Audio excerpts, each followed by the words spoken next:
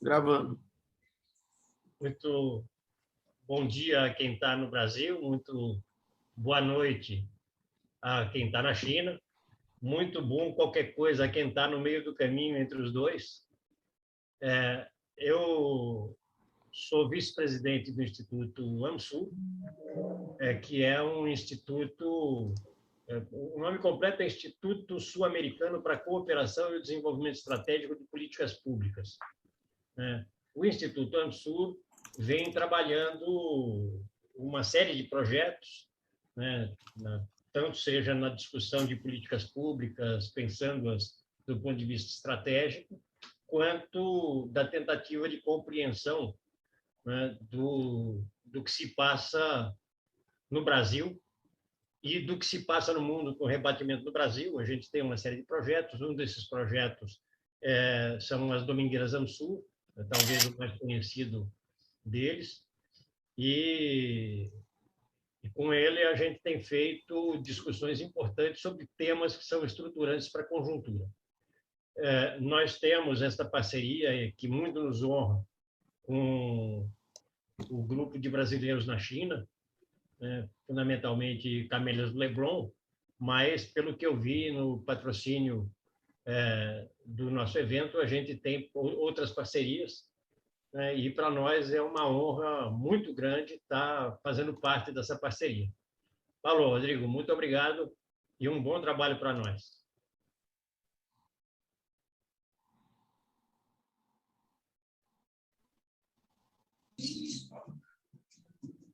Fazendo uso da palavra também, já dando sequência, representa o Camélias do Leblon. Camélias do Leblon é um grupo de militantes, pessoas que estão preocupadas com a questão da conjuntura nacional brasileira, no diálogo com a conjuntura chinesa, e nessa parceria com a Ansur começou a coordenar essa série de atividades, onde nós trazemos personalidades, pessoas que estão pensando no Brasil e o mundo, para poder justamente propor à sociedade uma linha de formação, uma linha de raciocínio, e dentro desse contexto é necessário sempre expandir os diálogos com outras entidades.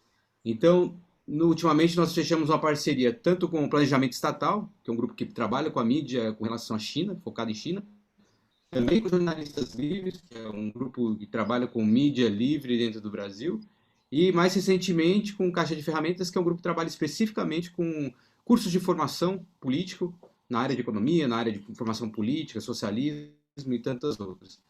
Então, consolidamos mais um parceiro e a tendência é continuar seguindo, montando um grupo maior para justamente aquilo que a Ansur traz, a gente poder compartilhar com mais pessoas, mais grupos e expandir essa influência. Então, eu agradeço a todos a presença, agradeço todo ao professor Ladislau por ter aceito esse convite, que veio por um bom caminho, né? A Ansur e Granada é um grande representante da entidade. Então, eu passo a palavra aí para a gente dar início a essa aula.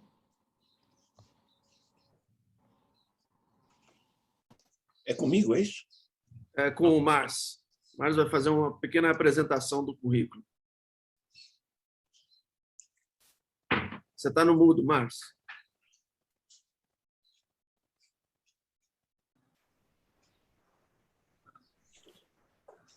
Bom dia, professor. Bom dia a todos os camaradas da AMSUR. Bom dia aos camaradas do Camélias do Leblon. Venho apresentar aqui o professor Ladislau, professor de Economia da PUC, autor de uma centena de livros. Um dele é nome dos livros, vou citar alguns. Era do Capital Improdutivo, que eu tive a oportunidade de ler. Desafios da Globalização, brilhante livro. Reprodução Social. O professor Ladislau também é gestor de diversas agências da ONU, conselheiro.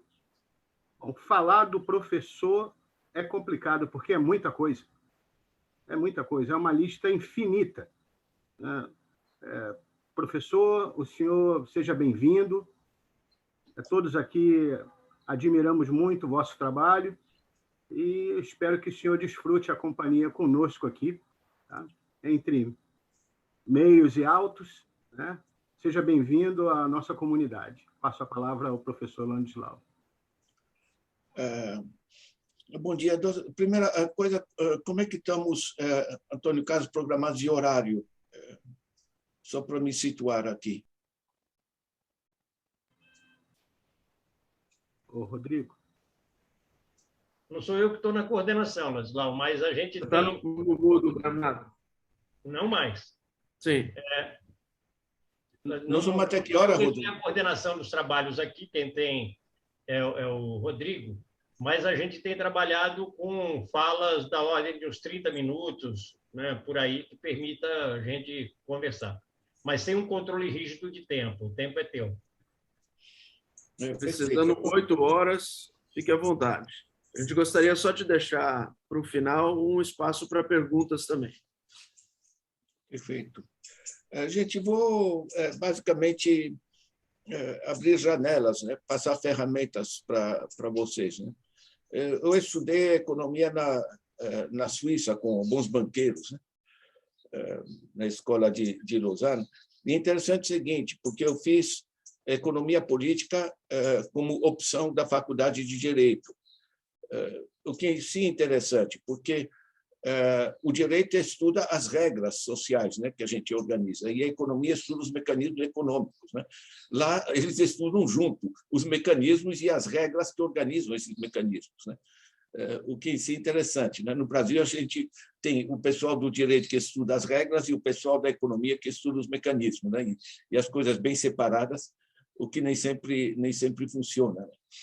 Mas, de toda maneira, eu peguei essa visão, digamos, neoclássica, como enriquecer banqueiros, enfim, simplificando um pouco, mas não demais. A Suíça tem muito esse viés. Né? E depois, quando eu fui no tempo de exílio, eu voltei para a Polônia, porque eu sou filho de polonês, eu falo polonês. Né? Eu já não nasci na Polônia, mas enfim. E aí fiz mestrado e doutorado, fiz o curso superior de planificação nacional, e vi a outra metade da laranja, né? Outra forma de pensar o desenvolvimento, organizar a sociedade em função das necessidades efetivas da população. Né? E devo dizer que o sucesso é indiscutível, sabe? As pessoas dizem que o capitalismo funciona, o socialismo não funciona, isso é bobagem. Né? Na realidade, o que funcionou para todo o planeta, ou pelo menos para uma parte do planeta, onde se aplicou os imensos avanços científico-tecnológicos, né, dos últimos 100 anos. Isso que transformou o planeta.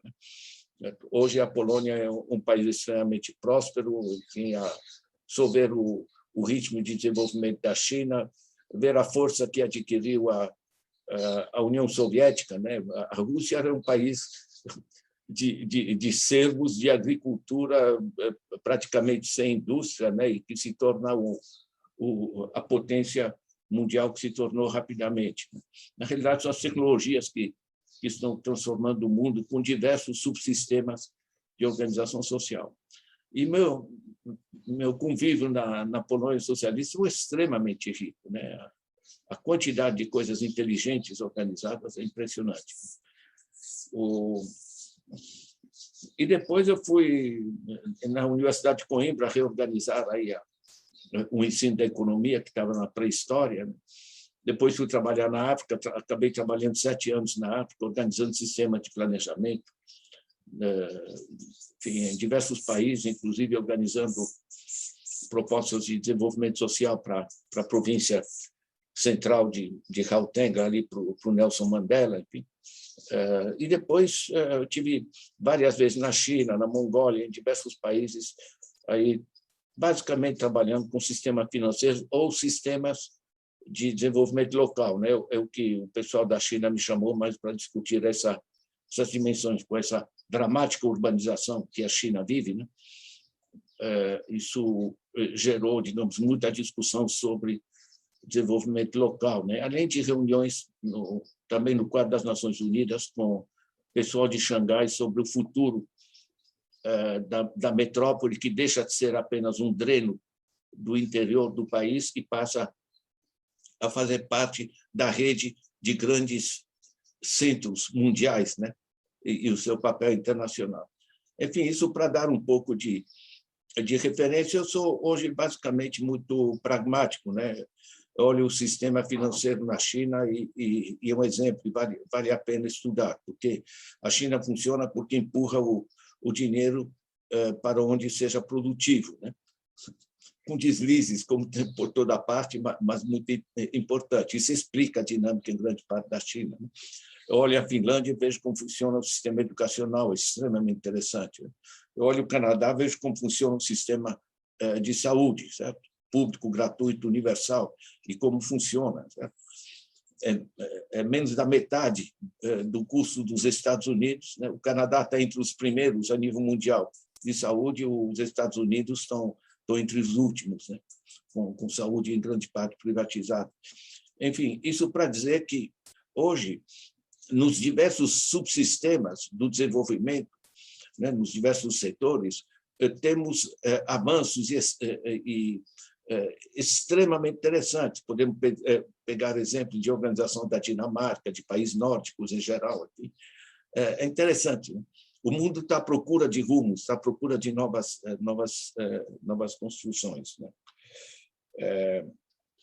Deixa eu pegar um terceiro ponto, que é o meu site, né, double.org, em que vocês têm cerca de 1.300 títulos. Não tem uma coisa que eu não tenha lido. Praticamente tudo ali está de graça. Nós fazemos parte de uma rede mundial, né, de professores e de pesquisadores que disponibilizam tudo online gratuitamente na linha do Open Access ou do Creative Commons. Né? Eu tenho, com esse Creative Commons, eu estou protegido, né? Porque não pode usar sem fonte, não pode usar deturpando o texto e não pode fazer uso comercial, certo? Isso dito, repassar, enfim, inúmeros professores no Brasil, evidentemente, mas também no mundo, aproveitam desse tipo de coisa, porque podem recomendar aos alunos, olha, na próxima aula vamos discutir, por exemplo, o capítulo 12 da Era do Capital Improdutivo do Ladislau, certo? 8 páginas, até no celular, o moleque lê, né? Tá online, enfim, é um processo de divulgação, né? Eu recebi um e-mail de Timor-Leste, né? Eles estavam interessados em usar nas aulas esse livro que está online, chama Tecnologias do Conhecimento, Desafios da Educação. Enfim, mandaram um e-mail dizendo que gostaram do livro, queriam usar para formar professores em Timor-Leste. Né? Eu nunca tive em Timor-Leste, enfim, falam português. Né? Eu respondi na hora, certo? Muito honrado, à vontade. Quer dizer, na realidade, temos esse potencial de efeitos multiplicadores do conhecimento que é absolutamente fundamental e revolucionário. Enfim, eu vou entrar um pouco nessa parte para dizer, basicamente, que nós temos novas oportunidades. Né? Eu tive agora em Angola, o pessoal está lá, está usando os meus livros, somos online, entende? Então, inclusive, a barreira de linguagem está se transformando, porque o Google Translator e essas coisas estão começando já a ser razoáveis, digamos assim, né? Dá para entender. Ou seja, podemos ir além da barreira linguística e criar o que eu chamo de um sistema interativo e colaborativo de construção de conhecimento no planeta. Além dos patentes, copyrights, etc., que é coisa cada vez mais pré-histórica e sendo criticada muito fortemente por vozes de primeira linha, como Joseph Stiglitz e outros. Né? Isso dito, né, um pouco de apresentação, o site é ferramenta, tá? É ferramenta para vocês, muito utilizado, tem coisas em diversas línguas, inclusive os chineses traduziram 4 trabalhos meus, estão circulando aí. Tá? Eu queria pegar um segundo ponto que me parece essencial, que é o seguinte: nós chegamos, graças a todos esses avanços científicos, tecnológicos pelo planeta, nós chegamos a um nível em que a pobreza ou a falta de recursos não é mais um problema econômico. Eu pego o PIB mundial, 88 trilhões de dólares, divido pela população, 7,8 bilhões, isso dá o equivalente a 20 mil reais por mês por família de 4 pessoas, mais ou menos 3.800 dólares por mês por família de 4 pessoas. Estão entendendo o processo? inclusive no Brasil. No Brasil, você divide os 7,5 trilhões de reais pela população, 212 milhões, isso dá mais ou menos 11 mil reais por mês por família de 4 pessoas. O que o mundo produz hoje dá para assegurar a todo mundo uma vida digna e confortável, é só reduzir moderadamente a desigualdade. Certo? Nosso problema não é econômico, nosso problema é de organização política e social. Certo? Esse é o grande desafio. E põe desafio nisso. É só olhar as declarações dos grandes bilionários, o Buffett, que é o terceiro bilionário do planeta, que de cada $100 que aumenta o rendimento anual dele, ele paga 10 centavos de imposto de renda, 10 centavos, 0,1%. Aqui, o professor Ladislau paga 27,5%. Mas ele gosta de ter filhos podendo estudar em universidade financiada pelo Estado, ter ruas com asfalto e todas essas coisas. Gosta de ter o aporte do sistema público, certo? Então, que não gosta de pagar. Isso aqui virou uma zona, na realidade. O problema é que nós temos um mau uso, no sentido forte da palavra, dos recursos no planeta em geral.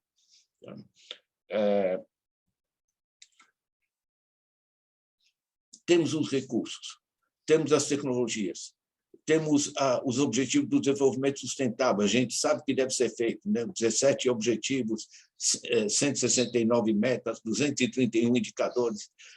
Temos todo o caminho traçado, e isso é, inclusive, acordado no planeta todo, certo? Só que as coisas não acontecem. O problema central hoje nosso não é falta de recursos, é governança, é organização política e social. Esse é o grande desafio. E na área econômica como a minha, nós somos toda uma área, digamos, de economistas que a gente chama de economia política, não ciências econômicas. Ou seja, a gente entende a economia como uma das ciências sociais e é uma análise mais ampla, e não apenas de como encher de dinheiro os banqueiros ou coisa do gênero. A gente pega realmente o funcionamento social no seu conjunto. Deixa eu pegar um terceiro eixo, que é o seguinte: a economia no Brasil se chama de ciência econômica, em inglês economics, mas não é tão ciência assim. É uma ciência social, ou seja, uma ciência extremamente insegura, e nos vendem as mais diversas coisas, como, por exemplo, a desigualdade absolutamente absurda, a destruição do meio ambiente, o conjunto das tragédias que estão sendo criadas, como não, mas são os mecanismos econômicos, como se houvesse leis, como se fosse... Isso, francamente, é uma farsa. Tá? Eu tenho suficiente, com os meus 4 diplomas de economia e experiências numa carrada de países, de organização, de sistema de planejamento, entende? É realmente uma farsa. A economia são pactos. Não há nenhuma lei econômica que justifique que, por exemplo, na Finlândia, o professor de escola primária ganhe no mesmo nível que advogado ou engenheiro e que no Brasil ganhe o que ganha. São relações de poder, são sistema de organização social. Certo? Ou que, por exemplo, as grandes fortunas no Brasil, aqui esse documento que é muito legal, os 315 bilionários brasileiros, saiu agora, para você ver quem é que manda efetivamente nesse processo. Então, essa gente aqui simplesmente não paga o imposto. É lei econômica? Não é lei econômica. Enfim, em 95, o Fernando Henrique aí aprovou a lei que isenta lucros e dividendos de impostos, que é uma barbárie. Enfim, nós somos, junto com a Estônia, enfim, e mais algum país, os únicos que isentam de imposto essa gente com suas fortunas. Isso é poder, gente. É comprar os candidatos que vão ser eleitos no Senado ou que vão ser eleitos presidentes. são políticas, são relações de poder. Isso é muito importante, porque significa que são escolhas políticas. Se eu pego o New Deal do Roosevelt, ele montou o sistema. Ele lascou alíquotas acima de 90% nos capitais financeiros parados. O cara vê que a fortuna dele vai ser combida pelo imposto, ele diz, bom, deixa eu pelo menos fazer alguma coisa com isso. Não é só questão de justiça, é de dinamizar a produtividade dos recursos na sociedade. Esse dinheiro foi para, em grande parte, inúmeras iniciativas de infraestrutura, geração de frentes de trabalho, coisas do gênero. Então, o resultado foi a redinamização da economia americana. O estado de bem-estar é o mesmo processo, a geração, ao mesmo tempo, de avanços econômicos e avanços sociais de forma muito mais equilibrada. Foram opções do pós-guerra para uma carrada de países. Ou, por exemplo, a China, que articula de maneira inteligente a mecanismos de mercado, políticas do Estado e negociações caso a caso com grandes grupos internacionais. Quer dizer, é uma economia mista que articula diversos subsistemas de regulação. São sociedades complexas demais para apenas ficar no debate estatiza ou privatiza. Que, aliás, no Brasil, a privatização é meter a mão em recursos públicos, né? Uma coisa trágica. Mas o essencial é esse ponto. Nós temos os recursos e são pactos políticos, são opções políticas, né? Da gente fazer o dinheiro trabalhar para onde ser aplicado onde é necessário. Deixa eu puxar as discussões. O Brasil, tal como no resto do mundo, estamos enfrentando uma convergência de crises. Tá? A crise ambiental, que é climática, evidentemente, é uma catástrofe em câmara lenta, como chamam os americanos, né? Slow motion catastrophe. Né? Eu gosto muito dessa expressão, porque é isso. Nós, como os humanos, a gente tem uma imensa dificuldade de enfrentar coisas que são de longo prazo e que exigem visão de longo prazo e visão sistêmica. Né? A gente está correndo através das urgências, das coisas pequenas que quebram, e a gente tem dificuldade de... eu chamo isso de inércia. Né? Você pode imaginar, usar a imagem do Titanic, né? O cara vê um iceberg a 2 quilômetros, com a massa do Titanic já era, até começar a virar, ou seja, né? E esse é o tipo de desafio. Né? E, obviamente, não é só o clima, nós estamos destruindo a vida no planeta. Em 40 anos, nós perdemos 52% dos vertebrados do planeta, através da química, através da destruição florestal, através, enfim, de um monte de processos. É simplesmente barbárie. Né? Nós estamos perdendo solo agrícola por excesso de quimização, por excesso de mau manejo e de monocultura, nós estamos perdendo tanto a cobertura florestal como o próprio solo. Né? Por aí vai, toda a dinâmica, nós estamos literalmente destruindo o planeta, e não é imagem acadêmica. Certo? Eu acompanho esses dados, né? Nós vimos agora em Glasgow o tipo de impotência, né, que se gera para a sociedade tomar rumos, né, para assumir para segurar o processo decisório, para tirar a gente do buraco, quando todo mundo está sabendo o que está acontecendo. Nós temos, portanto, o drama ambiental, nós estamos destruindo o planeta, e o drama social, porque nós estamos destruindo o planeta basicamente para o 1% mais rico. Né? Esse 1,1%, segundo o Credit Suisse, a gente estuda não tanto a concentração de renda, mas a concentração de patrimônio, que é muito mais grave. Praticamente a metade do patrimônio do mundo está nas mãos de 1% dos mais ricos. Os 55%, que é a base da sociedade mundial, o patrimônio deles é apenas 1,3% do patrimônio acumulado da sociedade. Portanto, os 55% têm apenas 1,3% do patrimônio. Isso se explica, né? Porque a massa da população tenta fechar o mês. Né? não tem como fazer aplicações financeiras, mandar milhões para paraíso fiscal, como Paulo Guedes e coisas do gênero. Eles sobrevivem, tentam fechar um mês, não acumulam. Certo?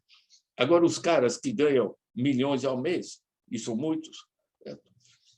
Esse 1,1% que o Credit Suisse estuda, né? Isso aí, claro, os caras não conseguem gastar, né, ou consumir o que recebem, então fazem aplicações financeiras, e isso gera o que em finanças se chama o snowball effect, efeito bola de neve. Quanto maior a bola, a cada rodada, mais você acumula neve. É um processo exponencial de enriquecimento que gera justamente essa explosão de desigualdade no planeta. Eu queria só lembrar o que é um bilionário, porque não cabe muito na cabeça da gente, mas eu uso a imagem que a Susan George me passou. Se você tem 1 bilhão, 1 bilhãozinho só, tá? Esses caras aqui, por exemplo, você tem aqui a família Marinho, são 20 bilhões o patrimônio da família deles, né? Enfim, são 20. Mas se eu tenho apenas 1 trilhão, se eu faço uma aplicação financeira moderada, 5% ao ano, certo? Eu estou ganhando $137 mil ao dia. Está entendendo? Com 1 bilhão, aplicado a 5%. No dia seguinte, eu estou ganhando sobre 1 bilhão mais 130 mil. É isso que a gente chama bola de neve. Certo? Um processo exponencial de enriquecimento dos mais ricos. Como, além do mais, eles têm força política para evitar os impostos, né? Como no Brasil, lucros e dividendos distribuídos não pagam imposto, ou os Estados Unidos, o Trump reduziu drasticamente os impostos dos ricos, o que explica o exemplo que eu dava do Buffett, né, do 0,1% que ele paga. Essa é a zona que se criou no planeta. Tá? Isso é importante porque o Brasil não é só aqui que estamos enfrentando uma coisa absolutamente absurda, enfim, e destrutiva. O planeta está enfrentando essa convergência da crise climática e ambiental em geral e da desigualdade. Basicamente, nós estamos destruindo o planeta em proveito de uma minoria. O terceiro item dessa convergência de crises é o sistema financeiro. O caos financeiro é mundial. Vocês pegam o Economist, ele traz o dado que há 20 anos atrás, as multinacionais americanas, os ganhos internacionais deles, 30% iam para paraíso fiscal, portanto, não declarava, né? não voltava para os Estados Unidos. 30%. Em 2021, 60% dos lucros internacionais dessas grandes corporações vão para paraísos fiscais. Daí, vocês devem ter acompanhado nas últimas reuniões do G20, né? Está direto a discussão de se promover um imposto de 15% planetário sobre as grandes corporações. Pela primeira vez, se iria atingir os paraísos fiscais, né? Está em projeto, está sendo discutido, já tem uma maioria de países que aderem, que representam mais de 80% da economia mundial.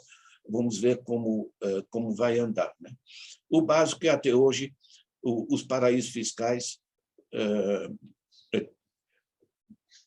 Em Glasgow, vocês viram que está se discutindo os 100 bilhões de dólares para ajudar a enfrentar o 100 bilhões de dólares anuais, para ajudar a enfrentar o desastre climático, né? 100 bilhões de dólares.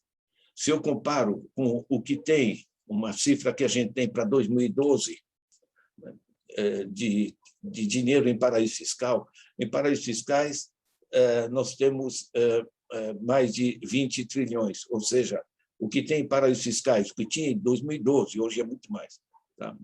Porque tem esse estudo planetário que foi feito, né? O que tem nos paraísos fiscais é 200 vezes o que em Glasgow está se dizendo que vamos conseguir para financiar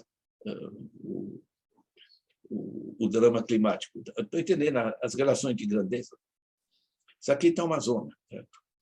O mundo não está conseguindo resgatar as rédeas sobre nossas transformações. Isso está gerando também um processo de transformação radical da política. As democracias estão se desagregando muito rapidamente. É só olhar a Polônia, Duterte nas Filipinas, o Orbán, o Erdogan na Turquia, enfim, o Trump, o Bolsonaro, enfim, que tantos outros, né? Enfim, o que está acontecendo no Chile, que está acontecendo por toda parte, né? Na realidade, a partir de um certo nível de desigualdade, não tem democracia que funcione, né? Sobretudo que nós estamos hoje, em qualquer parte do mundo, mesmo os mais pobres, têm acesso um pouco a programas de televisão, sabem que existem clínicas, que pode existir uma escola decente para os seus filhos, e o mundo está fervendo de revolta por toda parte. Não à toa votam justamente nos caras que proclamam ódio, que vão quebrar, que vão fazer as coisas. Nós estamos vivendo um drama, uma convergência de dramas. Em cima disso veio a pandemia, que acelerou o pensar. Isso está gerando uma outra dinâmica, como a gente está vendo as coisas, né? Tudo que eu estudei em economia, enfim, essas coisas clássicas, tal, ou neoclássicos, os mais recentes, os trabalhos aí da Escola de Chicago, tudo isso aí está varrido, tá?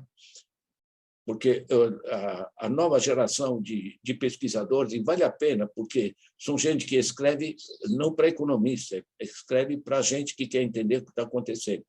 Vocês pegam Joseph Stiglitz, Novas Regras para o século XXI. Por que novas regras? Porque as regras que temos não funcionam.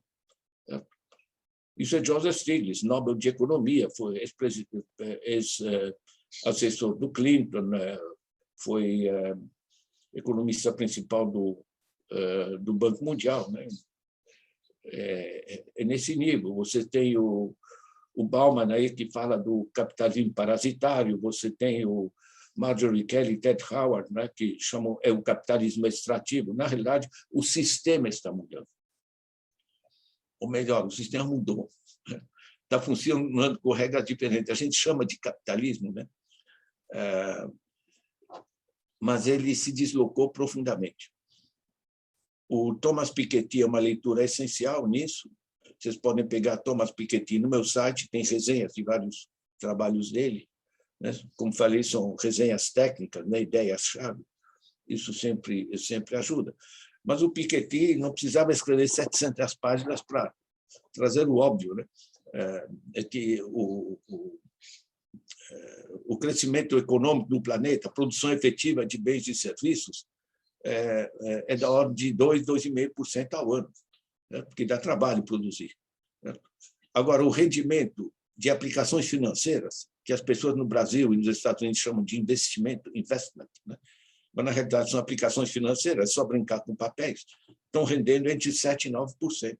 E o dinheiro está indo para onde rende mais, evidentemente. Não é mais capitalismo produtivo. É essencialmente o que eu chamei de o capitalismo improdutivo, né? A era do capitalismo improdutivo, que esse livro, esse detalhe, isso basicamente é uma sistematização de um conjunto de pesquisas internacionais e nacionais brasileiras, certo? Mostrar como todo o sistema está se transformando. Estamos vivendo uma nova era e nós precisamos de muita gente que entende esses processos, né? Esse é o dilema, né? Enfrentar nós temos que, em termos de eixos que geram a esperança, digamos assim, nós temos que, evidentemente, resgatar o papel do Estado. A China é um excelente exemplo disso, né? No mínimo, um forte papel regulador, sendo que nos Estados Unidos, no Brasil e outros, grupos financeiros se apropriaram do sistema político. Então, o papel do Estado se deslocou radicalmente, se colocou a serviço desses grandes grupos. Souber a privatização da Petrobras, da Eletrobras, etc., da Vale do Rio Doce, enfim, tudo que estão entregando para grupos nacionais e internacionais privados. Eu imagino a China entregar sua base energética para multinacionais. Enfim, na realidade, o papel do Estado é essencial para resgatar os rumos para criar bom senso, né? Eu volto a dizer, o que fazer é claro, tá? Enfim, esse caminho, temos os Objetivos de Desenvolvimento Sustentável, temos excelentes estudos, temos no Brasil, eu tenho um livrinho que é legal, que chama O Pão Nosso de Cada Dia. Ele foi reformulado radicalmente, né? Ele saiu algumas semanas atrás, né? Subtítulo é Opções Econômicas para Sair da Crise.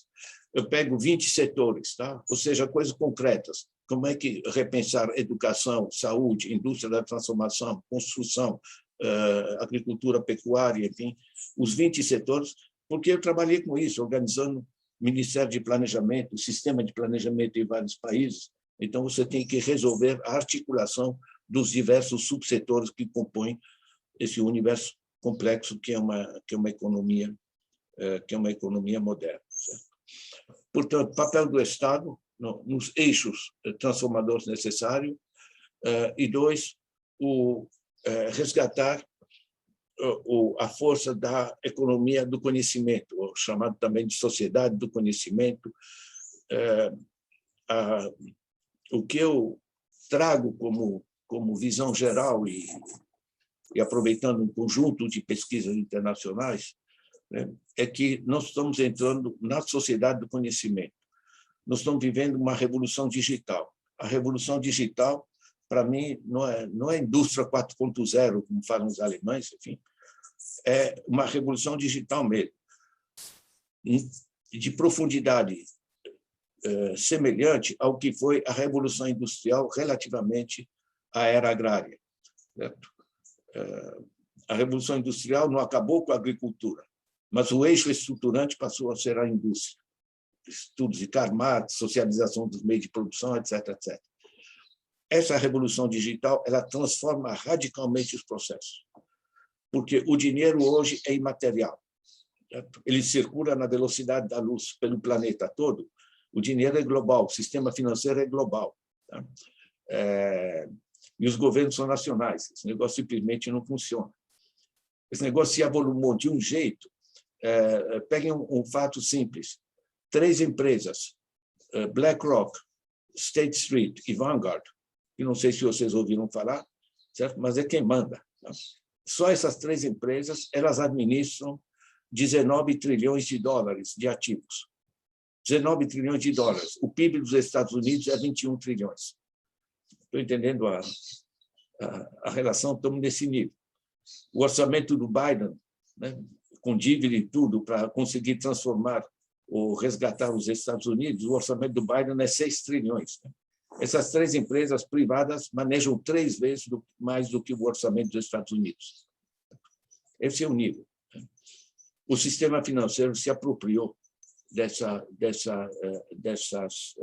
transformações, porque o dinheiro é imaterial. Essas notas impressas que eu ainda uso na minha idade, né, pago com R$50, coisa do gênero, mas, na realidade, 97% da liquidez no mundo são simplesmente sinais magnéticos.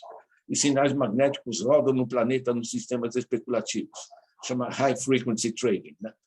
Negociações de alta frequência, basicamente pré-programados em computadores, né? É um outro sistema que se gerou, que está entupindo grupos financeiros de dinheiro e não mais capitalistas produtivos, inclusive explorando as empresas produtivas através dos dividendos e explorando as populações através do endividamento generalizado e explorando também muitos países menos desenvolvidos através do serviço da dívida.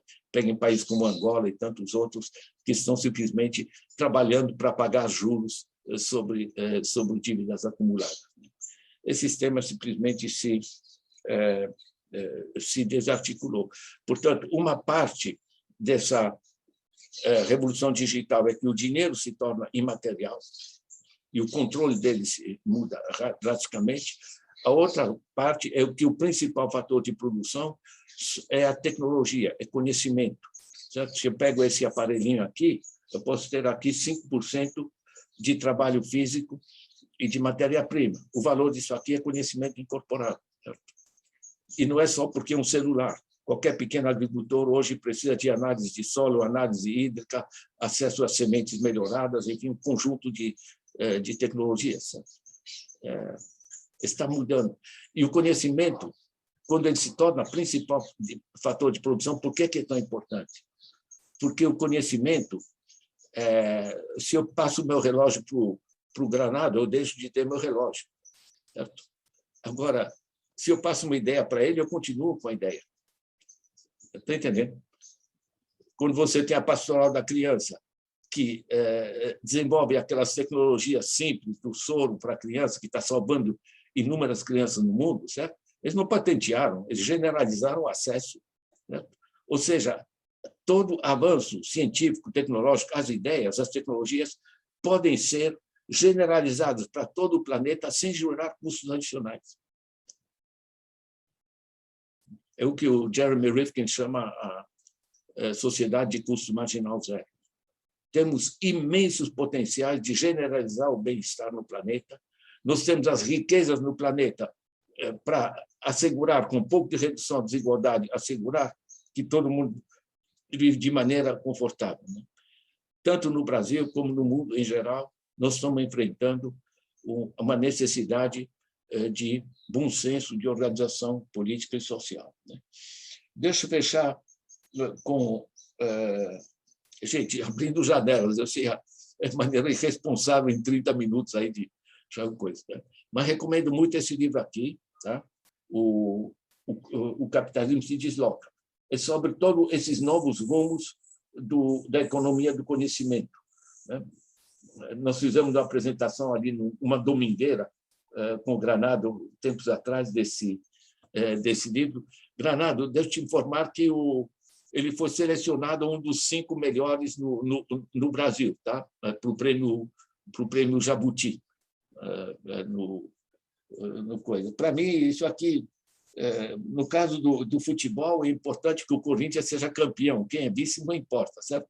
Agora, no caso dos livros, eles entrarem nos 5 de maior impacto no Brasil, para mim, esse negócio é essencial. Tá? Portanto, esse é um. Tá? São os novos rumos da economia do conhecimento, novas estruturas do poder.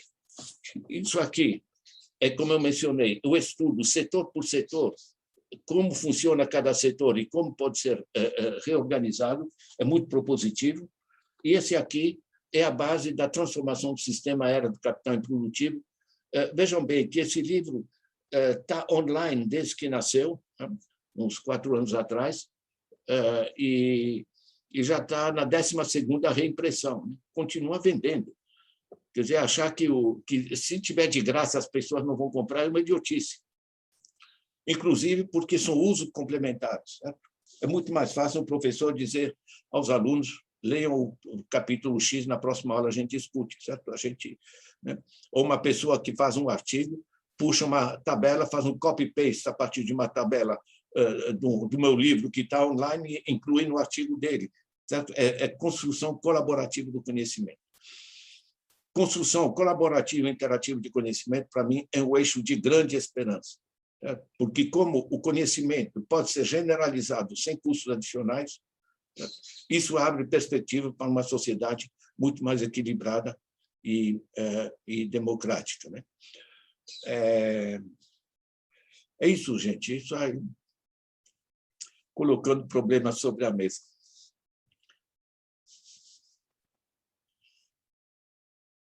Muito obrigado, professor. A gente abre agora, então, para perguntas. Alguém levanta a mão aí? Douglas Ferreira. Renato. Gente, boa noite para quem está na China, bom dia para quem está no Brasil. Professor Ladislau, obrigado aí pela fala brilhante. Me deixou realmente instigado com vários temas. E acho que esse livro, A Era do Capital Improdutivo, eu também li. Citei algumas vezes na minha tese de mestrado, achei que também eu gostei muito de que foi fácil, né, de fazer uma pesquisa online e ter o acesso ao material e realmente poder trabalhar em cima dele. Inclusive, na introdução da minha tese, estou colocando ali a importância disso e 2 plataformas que eu quero recomendar a todos aqui. A primeira é o Sci-Hub, não sei se vocês conhecem. Ele consegue, você colocando só o DOI do artigo, você consegue abrir o artigo nas maiores revistas de Cambridge, e eu vou deixar aqui no chat. E o segundo deles é o V-Library, né? É o Z-Library, é a livraria Z, que também são 9 milhões de livros com 103 milhões de artigos. Enfim, são 2 referências básicas para mim, que eu construí toda aí minha tese de mestrado sem... eu também não ia ter muito recurso para comprar todos os livros que eu citei, que eu tive acesso, então, assim, me ajudaram bastante. Douglas, põe no chat esses 2, tá? Vou botar, professor. Agora, a minha pergunta, mais especificamente, que eu queria provocar o debate, ela vai nessa linha da transição do capital improdutivo para o capital produtivo, né? Que eu vejo que é um problema que a gente vive no Brasil, da nossa classe capitalista, pelo menos desde a década de 90, que se intensificou a transição das empresas, da base industrial, para um capital financeiro, para um capital especulativo, e que a gente tem a dificuldade agora de recriar essa classe capitalista, né? De como que a gente faz para que esse capital volte a ser um capital produtivo. Eu entendo o que o senhor fala, que o nosso problema é muito mais redistributivo, né? Da gente precisar distribuir essa riqueza. Contudo, eu acho que a gente não pode esquecer da base de produção material, industrial, do mundo econômico, né? Então, eu queria ouvir, assim, da sua experiência, da sua trajetória, como que você vê isso, como que você vê a possibilidade da gente redesenvolver uma classe capitalista no Brasil com base produtiva mais fortalecida, e se o senhor vê também alternativas dentro disso, que não sejam só de uma burguesia nacional, de uma forma mais tradicional, assim, se você vê a possibilidade da gente desenvolver forças produtivas via cooperativas, via outras formas de produção aí, talvez mais inovadoras e socialistas, né? Mas, enfim, muito obrigado aí pela fala, obrigado pelo espaço, gente.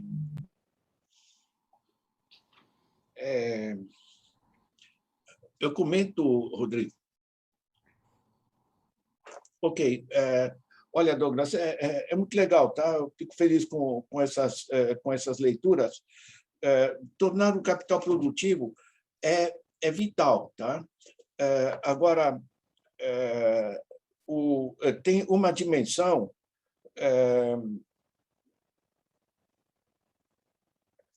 que é o sistema tributário, tá? Então, por exemplo, no Brasil, você tem um pouco mais, cerca de 220 milhões de hectares de bom solo agrícola com água. Nós usamos na lavoura, somando lavoura temporária e permanente, apenas 63 milhões. Arredondando, nós temos 160 milhões de hectares de boa terra agrícola parada, né? Ou dramaticamente subutilizada com a tal da pecuária extensiva, certo? Nós temos um imposto, chama ITR, Imposto Territorial Rural, que não é aplicado simplesmente. Se você coloca, como se faz na Europa, terra parada, porque terra, a pessoa não criou essa terra, né? É um potencial do país, né? Uma base natural. Se você coloca um imposto razoável sobre terra parada, o cara ou produz ou vende para alguém que produza, certo? Porque isso passa a ser um custo para ele, né? Em vez de ficar esperando que o negócio valorize, né? Que é o rentismo, né? Especulativo, né? Nós temos que, por exemplo, se você tirar a Lei Candir, né? A Lei Candir isenta de imposto quando você produz para exportação. Para quem foi feito isso? Para os grandes grupos, para os traders mundiais de commodities, certo? Porque no Brasil você exporta madeira, exporta soja, exporta frango, exporta minério lá da Vale do Rio Doce, da Samarco, tudo isso aqui não paga imposto. Gera tragédia ambiental, gera pouquíssimos empregos e esse produto, como não paga imposto quando é destinado à exportação, o resultado, isso barateia as coisas para os traders internacionais, são basicamente 16 grupos no mundo que controlam o sistema, certo? E o Brasil é simplesmente drenado, empobrecido. Quer dizer, você tirar a Lei Candir, certo? Você reorienta esse produto para o mercado interno. Certo?